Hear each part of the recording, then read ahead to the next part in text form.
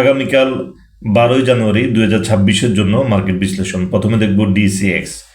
আজ 58 point minus 412 কোটি turnover. আগামীকাল মার্কেট যদি ফল হয় সেক্ষেত্রে একটা ভয় ঢুকে যাবে, যার কারণে মার্কেট ডাউন ট্রেন্ডে চলে আসতে পারে, যদিও এখনও ইন্ডিকেটরগুলো ওইভাবে দুর্বল হয়নি। মার্কেট আসলে আমাদেরকে মার্কেট আপ হওয়ার বা আপ ট্রেন্ডে যাওয়ার মার্কেট আমাদেরকে সুযোগ দিয়েছিল।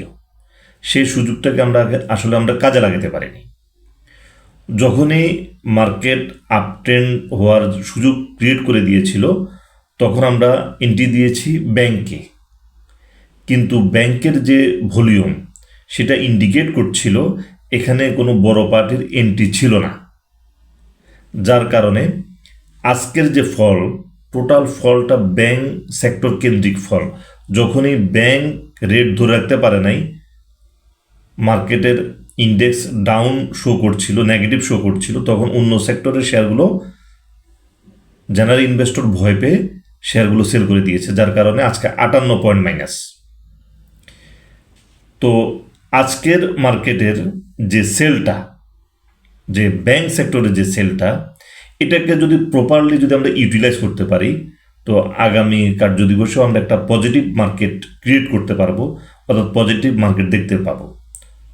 তো তার মানে হলো যে ব্যাংকের যে সেলের যে আজকে যে টাকাটা বের হয়েছে, এখানে ব্যাংকে আগামীকাল আবার এন্ট্রি দেওয়া যাবে না, বা এন্ট্রি দেওয়ার মতো পজিশন নেই আসলে। এছাড়া আমাদের কি করণীয় আছে আগামী কার্যদিবসে একটা ভালো মার্কেট পাওয়ার জন্য?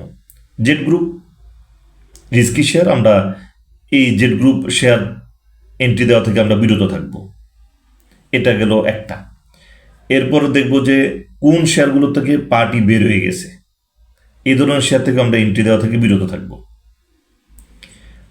এরপরে দেখব যে কোন শেয়ারগুলো ডাউন ট্রেন্ডে চলে গেছে, এই শেয়ারগুলো থেকে আমরা এন্ট্রি দেওয়া থেকে বিরত থাকব। তাহলে অল্প কিছু সংখ্যক শেয়ার থাকবে যেগুলো পোর্টফোলিওকে পজিটিভ করবে, প্লাস মার্কেটটাকেও ভালো করবে, পজিটিভ ধারায় নিয়ে আসবে। যদি প্রপারলি আমাদের ইনভেস্টমেন্টটাকে আমরা যদি কাজে লাগাতে পারি। যেমন ব্যাংকে বড় পার্টি এন্ট্রি দেয় নেই, এই জন্য আমরা ব্যাংকে ওই অবস্থা নেই যেখানে আমরা ব্যাংকে এন্ট্রি দিতে পারি, তো আমরা ব্যাংকে এন্ট্রি দিচ্ছি না। জেড গ্রুপ আমরা বাদ দিয়ে দিচ্ছি। আমরা যে শেয়ারগুলো থেকে পার্টি বের হয়ে গেছে এই শেয়ারগুলো আমরা বাদ দিয়ে দিচ্ছি, এগুলো তো আমরা এন্ট্রি দিচ্ছি না। এরপরে যে শেয়ারগুলো ডাউন ট্রেন্ডে চলে গেছে এই শেয়ারগুলো আমরা অ্যাভয়েড করব।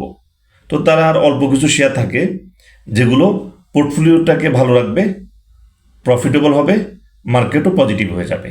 এই ফর্মুলা যদি আমরা আগামী কার্যদিবস থেকে অ্যাপ্লাই করা শুরু করি, মার্কেট ধীরে ধীরে মার্কেট আর ব্যাকে আসবে না, মার্কেট দাঁড়িয়ে যাবে।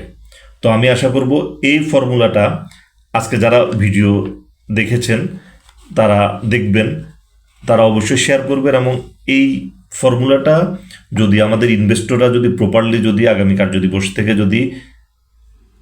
ইনভেস্টমেন্টে কাজে লাগাতে পারে, ডেফিনেটলি মার্কেট আগামী কার্যদিবসে ভালোভাবেই মার্কেট ঘুরে যাবে, অর্থাৎ ভয়ের কোনো কারণ থাকবে না। অর্থাৎ মার্কেট আমাদেরকে সুযোগ দিচ্ছে পজিটিভ হওয়ার জন্য, আমরা প্রপারলি এন্ট্রি দিতে না পারার কারণে আমাদের মার্কেটটার সেই সুযোগটাকে কাজে লাগাতে পারছি না।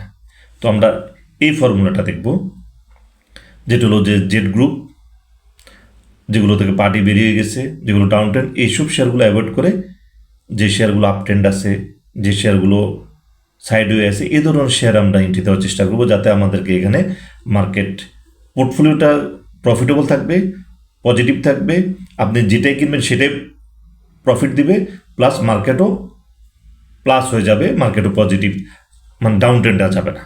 তো আমরা আগামী কার্যদিবস থেকে এই ফর্মুলা অনুযায়ী একটা ভালো মার্কেট আমরা পেতে পারি, যদি আমরা এই ফর্মুলাটাকে প্রপারলি ইউজ করতে পারি। তো আজকের আলোচনা এই পর্যন্ত, ধন্যবাদ।